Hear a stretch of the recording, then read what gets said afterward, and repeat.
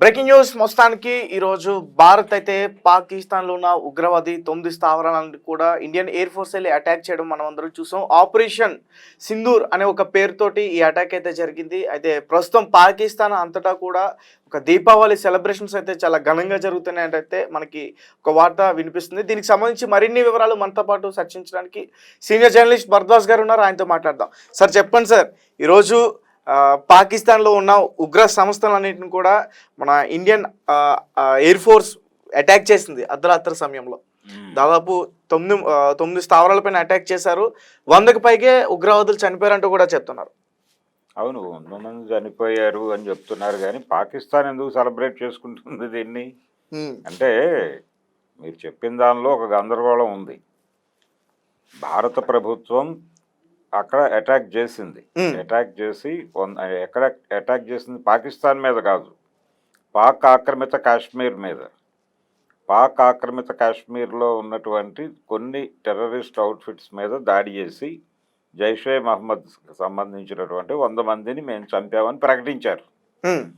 ఈ ప్రకటించటం ద్వారా ఒక సక్సెస్ సాధించాం మనం అనేది ఒక రివెంజ్ ప్రోగ్రాంలో భాగంగా ప్రజల మూడ్ని సెట్ చేశారు.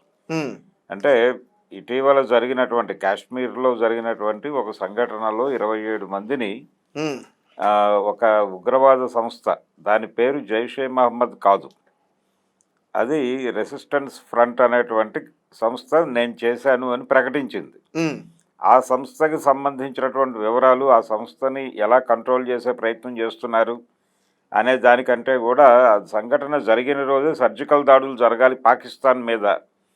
పాకిస్తాన్ని ఎంత మాత్రము ఉపేక్షించే అవకాశం లేదు, పాకిస్తాన్ని ఏదో ఒకటి చెయ్యాలి అనేటువంటి ఒక మూడ్ క్రియేట్ చేయటం, అలాగే ఉగ్రవాద సంస్థలు, ఈ టెర్రరిస్టులను ఎలిమినేట్ చేయాలి, ఈ రకమైనటువంటి భావజాలం అంతా వ్యాప్తి చెందింది. ఈ క్రమంలో అంటే దేశంలో ఒక రకమైనటువంటి యుద్ధం వచ్చేస్తుంది అనేటువంటి వాతావరణం కల్పించారు. చాలా చోట్ల డిస్కషన్స్ జరిగినాయి.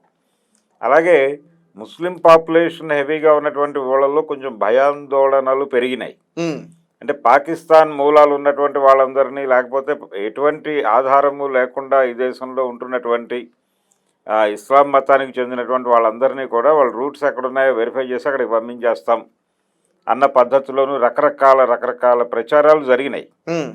అయితే ఈ ప్రచారాల నేపథ్యంలో ఇప్పుడు నిన్న జరిగినటువంటి ఈ దాడి 100 మందిని మేము చంపేశామనేటువంటి సమాచారం, ఇది భారతదేశంలో అంటే ఒక క్రికెట్లో ఇండియా గెలిస్తే ఎటువంటి హర్షాతిరేకాలు వ్యక్తమవుతాయో అలాంటి ఒక సెలబ్రేటివ్ మూడ్ కనిపిస్తోంది ఇప్పుడు ఇండియన్ పీపుల్లో. దాన్ని టీవీ ఛానల్స్ వాళ్ళు చాలా, అలాగే టీవీ ఛానల్స్, ప్రసార మాధ్యమాలన్నీ కూడా దాన్ని విపరీతంగా ఎలివేట్ చేసేటువంటి ప్రయత్నం చేస్తున్నాయి. ఆ ప్రయత్నంలో భాగంగా ప్రతి ఒక్కరితోనూ మాట్లాడిస్తున్నారు వాళ్ళు. ఎలా చూస్తారు మీరు దీన్ని అంటే, అద్భుతం, ఇలాంటివే జరగాలి, ఇలాంటివే మేము కోరుకుంటున్నామని చెప్తున్నారు. ఖచ్చితంగా ఇలాంటివే అంటే మీరు ఏది కోరుకుంటున్నారో అది జరగబోతోంది అని రాజ్నాథ్ సింగ్ గారు 2-3 రోజుల క్రితం చెప్పాడు. ఆ చెప్పింది దీని గురించేనా అనేది ఇప్పుడు అర్థమవుతోంది జనాలకి. అంటే రెండోది ఆయన ఇంకో ఉద్దేశంతో కూడా అన్నాడు, పాకిస్తాన్ని పూర్తి కంట్రోల్లో తీసుకోవడం అనేది పెద్ద ఇష్యూ కాదు అని. అయితే విషయం ఏంటంటే ఇక్కడ జనాలు పట్టించుకోవాల్సింది, పాకిస్తాన్ భారతదేశంతో పోలిస్తే చాలా చిన్న దేశం. చాలా చిన్న దేశం అంటే అది పంజాబ్ రాష్ట్రంలో ఒక ముక్క మాత్రమే అనే విషయాన్ని ఇక్కడ దృష్టిలో పెట్టుకోవాల్సినటువంటి అవసరం ఉంది. పంజాబ్ అనేటువంటి రాష్ట్రంలో ఒక ముక్కనే పాకిస్తాన్ అనే పేరుతో ఆ రోజు ఇవ్వటం జరిగింది తప్ప దేశ విభజన అంటే దేశాన్ని నిట్ట నిలువుగా చీల్చి ఇవ్వటం కాదు.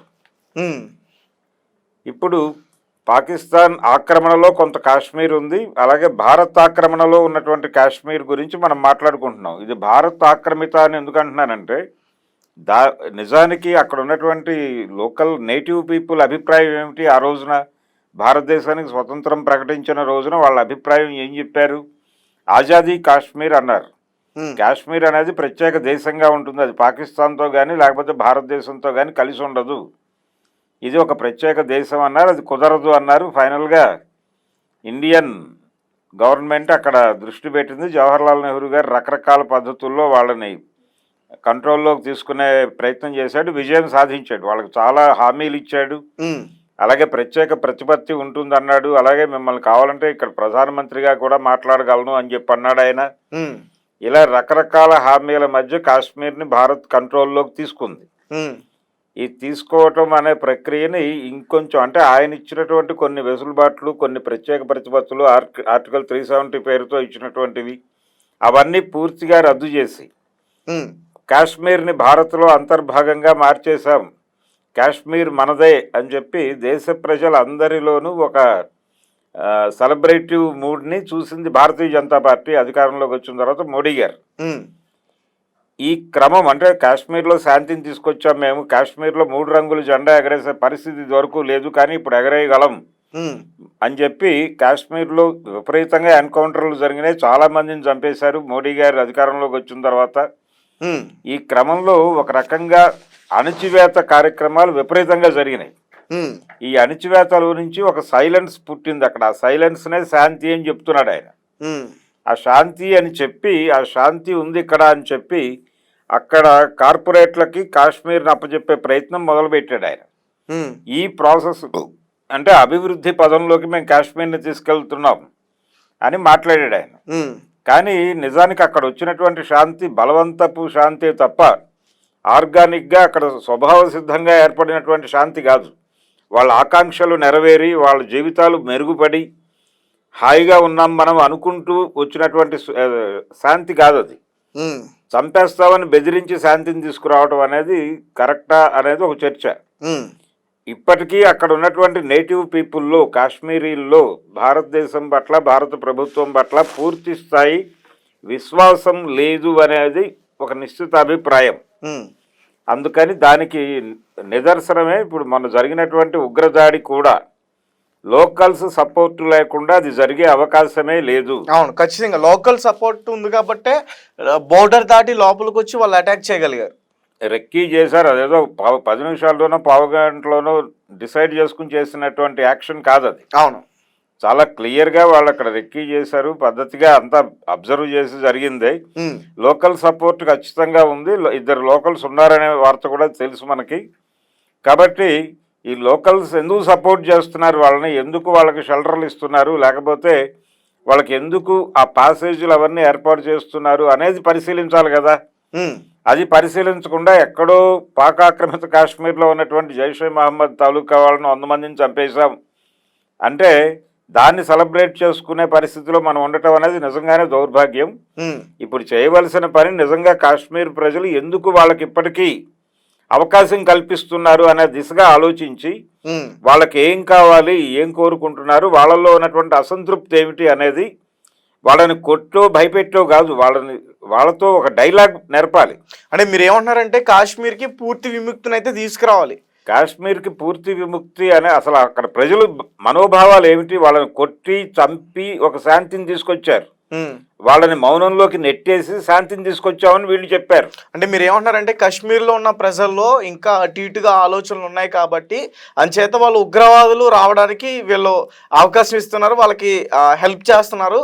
కాబట్టి ముందు ఈ కాశ్మీర్లో ఉన్న ప్రజల మనసులు తెలుసుకుని వాళ్ళ మనసులకు అనుకూలంగా వ్యవహరించి వాళ్ళకి ఏం కావాలో అది చేసి, మీరు అనుకున్నది అభివృద్ధి కాదు, వాళ్ళు ఏమనుకుంటున్నారో అది చేయండి. మీరు అనుకున్న అభివృద్ధి వాళ్ళ మీద వేయటం కాదు, వాళ్ళు ఏమనుకుంటున్నారో వాళ్ళ జీవితాల్లో ఏం కోరుకుంటున్నారో దాన్ని నెరవేర్చేటువంటి ప్రయత్నం చేయటం ద్వారా వాళ్ళు శాంతియుతంగానే ఉంటారు. అప్పుడు ఆటోమేటిక్గా ఉన్నప్పుడు ఎవరు కూడా అశాంతిని కోరి ఇంట్లోకి తెచ్చుకోరు. వాళ్ళు అశాంతితో ఉన్నారు అంటేనే వాళ్ళు బాధల్లో ఉన్నారు అని అర్థం చేసుకోవాలి. ఆ బాధల్ని అడ్రస్ చేసి వాళ్ళు ఈ ఉగ్రవాదులకి కానీ ఇంకొకరికి కానీ షెల్టర్లు ఇచ్చి ఇలాంటి కార్యక్రమాలు జరగడానికి ఊతం ఇచ్చేటువంటి పరిస్థితి లేకుండా చేయగలగాలి. అందుకు స్థానికులతో మాట్లాడటం చేయాలి, నేటివ్ కాశ్మీర్ పీపుల్తో డైలాగ్ ఓపెన్ చేసి, అలాగే అక్కడ ఈ రెసిస్టెన్స్ ఫ్రంట్ అనేటువంటి సంస్థ ఏదైతే ఈ పని మేము చేశామని ప్రకటించిందో ఆ సంస్థ తాలూకా మూలాలు ఎక్కడున్నాయో కనుక్కుని దాని మీద కదా అటాక్ చేయాల్సింది, అది జరగాలి. అలాగే ఈ ఉగ్రవాద సంస్థలు వీటి అవుట్ఫిట్స్ మీద దాడులు చేయటం ఇది కూడా చేయొచ్చు, తప్పేం లేదు. కానీ ఇదంతా కూడా ఒక మతం పేరుతో జరగటం అంటే ఇస్లాం టెర్రరిజం అనగానే ఇస్లాం అనేది పర్యాయ పదంగా మార్చిపడేసి మాట్లాడటం. ఇప్పుడు ఇస్లాంలో ఉన్న వాళ్ళే మరి ఎక్కువగా టెర్రరిజం లో ఉన్నారు కదా సార్, ఆ మతంలో ఉన్న వాళ్ళే. అలా మనకి క్లియర్ గా అక్కడ చేస్తున్నారు, అలా బ్రాండ్ చేస్తున్నారు. సఫరర్స్ అక్కడ ఉన్నారు కాబట్టి ఇప్పుడు నక్సలైట్లలో ఆదివాసీలు ఎక్కువ మంది ఉన్నారు అని మాట్లాడుతున్నారు. నిజమే, ఆదివాసీలు ఎక్కువ మంది ఉన్నారు, సఫరర్స్ వాళ్ళు కాబట్టి వాళ్లే తుపాకులు పట్టుకుని ఫైట్ చేస్తున్నారు. ఇప్పుడు అడవుల్లో ఆదివాసీల్ని నిర్దయగా చంపేస్తోంది కేంద్ర ప్రభుత్వం. ఇప్పుడు కాశ్మీర్లో జరిగిన ఉగ్రదాడి గురించి మాట్లాడుతున్నారు అందరూ, 27 మంది చనిపోయారు అని. మరి అడవుల్లో ప్రభుత్వం చంపేస్తున్నటువంటి ఆదివాసీల గురించి ఎవరు మాట్లాడరా? అంటే వీళ్ళకు ఒక న్యాయం, ఈ చావులకు ఒక న్యాయం, ఆ చావులకు ఒక న్యాయమా? ఇక్కడ ప్రభుత్వమే ఉగ్రవాదిగా వ్యవహరిస్తోంది. ఎక్కడ? అడవుల్లో, భారతీయ అడవుల్లో ఆదివాసీల్ని ఖాళీ చేయించడానికి వాళ్ళ మీద రకరకాల పేర్లతో మణిపూర్ నుంచి మొదలు పెడితే ఇప్పుడు బస్తర్ వరకు జరుగుతున్నటువంటి నరమేధం, ఇదంతా కూడా ప్రభుత్వం చేస్తున్నటువంటి ఉగ్రవాద దాడిగానే చూడాల్సి ఉంటుంది. నా ఉద్దేశంలో వాళ్ళు కూడా ప్రభుత్వానికి వ్యతిరేకంగా ఉన్నారు కాబట్టి. ప్రభుత్వానికి వ్యతిరేకం కాదు, ప్రభుత్వానికి వ్యతిరేకం అనే పదం వాడద్దు. ప్రభుత్వము అనేది ఒక యూనిట్ గా ఉంది ఇక్కడ. ఆ ప్రభుత్వం ఒరిజినల్ లక్ష్యం ఏంటి? ప్రజల సంక్షేమం చూడటం. కానీ ప్రజల సంక్షేమం గాలి కొదిలిపెట్టి కార్పొరేట్లకు ఊడిగం చేయటమే పనిగా పెట్టుకున్నారు వీళ్ళు. కార్పొరేట్లకు ఊడిగం చేయటము, వాళ్ళ కోరికలు తీర్చేటువంటిది ఒక ఏజెన్సీగా మారిపోయింది. కార్పొరేట్లను ఫెసిలిటేట్ చేసే ఏజెన్సీలుగా ప్రభుత్వాలు మారిపోయినాయి, రాష్ట్ర కేంద్ర ప్రభుత్వాలు. అందుకని ప్రజలు సఫర్ అవుతున్నారు, ప్రజలు తిరగబడుతున్నారు, ప్రజలు దెబ్బలాడుతున్నారు. దెబ్బలాడే పరిస్థితి లేనప్పుడు ఇలాంటి వాటికి ఊతం ఇస్తున్నారు. ఇప్పుడు కాశ్మీర్లో జరిగినటువంటి ఉగ్రవాద దాడి లాంటి వాటిని వాళ్ళు ఏదో మేరకు ఊతం ఇస్తున్నారు. వాళ్ళకు కూడా సరే అన్నట్టుగా ఉంది పరిస్థితి. ప్రజల మనసుల్లో ఉన్నటువంటి ఇబ్బందుల్ని తొలగించడం అనేది ప్రధానంగా చూడాలి. ఇప్పుడు అది మానేశారు. అది గనక మొదలు పెడితే అది అసలు ఒరిజినల్గా ఉగ్రవాదాన్ని రూపుమాపే ప్రోగ్రాం అది. మీరు ఎంతకాలము దీన్ని శాంతి భద్రతల సమస్యగా సైన్యం చూసే వ్యవహారంగా మారుస్తున్నారు. అది కాదు, ప్రజలతో డైలాగ్ నేర్పడం ద్వారా, ప్రజలని సంసిద్ధం చేయటం ద్వారా ప్రజల్ని ఉగ్రవాదానికి వ్యతిరేకంగా నిలబెట్టేలాగా మీ ప్రోగ్రాం ఉంటే ఉగ్రవాదులు వెళ్ళిపోతారు ఇక్కడ నుంచి. ఆ పని మానేసి మీరు ఇక్కడ 26 మంది 27 మందినో వీళ్ళు చంపారు కాబట్టి మేము 100 మందిని చంపాము అంటే ఒక హత్యకు 3 హత్యలు బదులు తీర్చుకున్నామని చెప్పి జబ్బలు జరుచుకుంటే పని అయిపోతుంది అనుకుంటే పొరపాటు. భవిష్యత్తులో ఇలాంటి దాడులు జరుగుతూనే ఉంటాయి. ఇవి జరగటం మాకు ఉపయోగమే కదా, మేము ఒక ఎమోషన్ని రైజ్ చేసి ఏదో ఒక ఎన్నికలో గెలుస్తూ ఉంటాం కదా అంటే చేయగలిగింది ఏమీ లేదు, కేంద్ర ప్రభుత్వానికి దండం పెట్టడం తప్ప.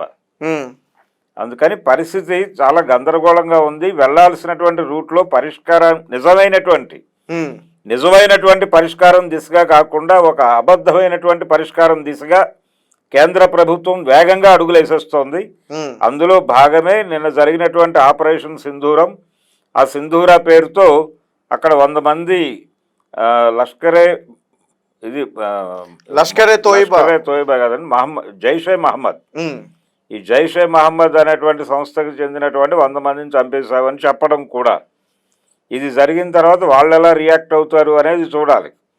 అలాగే పాకిస్తాన్తో యుద్ధము అనేటువంటి ఒక వాతావరణం తీసుకొచ్చారు. ఈ వాతావరణం కల్పించడంలో చాలా వరకు దేశంలో ఉన్నటువంటి ముస్లిం పాపులేషన్ అధికంగా ఉన్నటువంటి ప్రాంతాల్లో ఆందోళనకరమైనటువంటి పరిస్థితులు ఉంటున్నాయి. ఇప్పుడు భయపడుతున్నారు వాళ్ళు. ఎందుకు? ఏ క్షణమైనా ఏదైనా జరగచ్చు ఇక్కడ అని. ఒకవేళ పాకిస్తాన్ తో యుద్ధం జరిగితే మరి ముస్లిమ్స్ కూడా పోరాడరా? వాళ్ళకి ఎందుకు పోరాడరు? మరి వాళ్ళకి ఎందుకు భయం? సైన్యంలో ముస్లింలు లేరా? అదే సార్, వాళ్ళకి ఎందుకు భయం అంటున్నా అంటే ఇక్కడ అనవసరమైన ఉద్రిక్తతలు రెచ్చగొట్టడానికి ఎవరైనా ఆవేశపడి ఏదైనా చేస్తారేమో అనేటువంటి ఆందోళనలో ఉన్నారు వాళ్ళు, ఆ టెన్షన్లో. అంటే దీన్ని ఇస్లామిక్ టెర్రరిజము ఈ పదాలు అతిగా వాడటం వలన ఒక కమ్యూనిటీ సమాజం నుంచి పక్కకి జరిగి దూరం అయిపోతుంది అనేది ఎవరు గమనించట్లేదు. దీన్ని పట్టించుకోవాలి, వాళ్ళతో కూర్చుని మాట్లాడాలి, వాళ్ళలో భరోసా నింపేలాగా మీ ప్రవర్తన ఉండాలి. ఈ రోజు ఈ ఆపరేషన్ సింధూర్ అటాక్ ఎప్పుడైతే మన వాళ్ళు చేశారో చాలా మంది ముస్లిమ్స్ కి సంబంధించిన నాయకులు కావచ్చు, మన హైదరాబాద్ లో ఉన్నటువంటి ఎంఐఎం పార్టీ అధ్యక్షులు కావచ్చు, వీళ్ళందరూ కూడా వాళ్ళ యొక్క ఆ విషయాలన్నీ కూడా చెప్తున్నారు. అవునండి, ఇండియా వాళ్ళందరూ సాధించింది, అభినందించారు. సాధించి చూపించిందని. ఇప్పుడు పాకిస్తాన్ ఇండియా మ్యాచ్ జరిగినప్పుడు ఉమ్, పాకిస్తాన్ గెలుపుని ఎవరైనా సెలబ్రేట్ చేసుకుంటూ ఉంటే, ఎవరైనా ముస్లింలు గనక ఉంటే దానిలో ఉమ్, వాంటెడ్గా వీళ్ళు చేస్తున్నారు అని చెప్పి అటాక్ చేసిన సందర్భాలు అనేక ఉన్నాయి హైదరాబాద్ నగరంలోనే.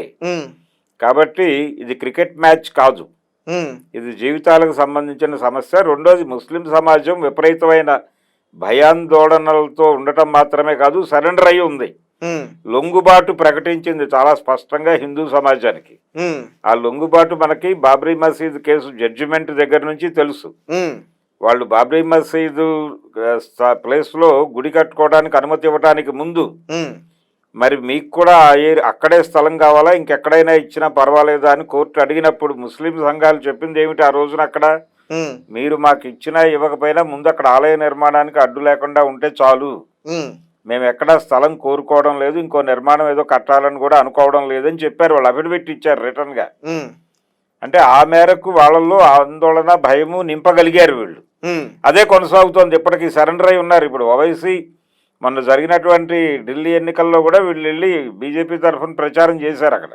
ఉమ్, బీజేపీ తరఫున జెండా భుజాన్ని మోయలేదు, కానీ డోర్ టు డోర్ క్యాంపెయిన్ అనేది జరిగింది, వాళ్ళకు అనుకూలంగా వేస్తే మంచిదని.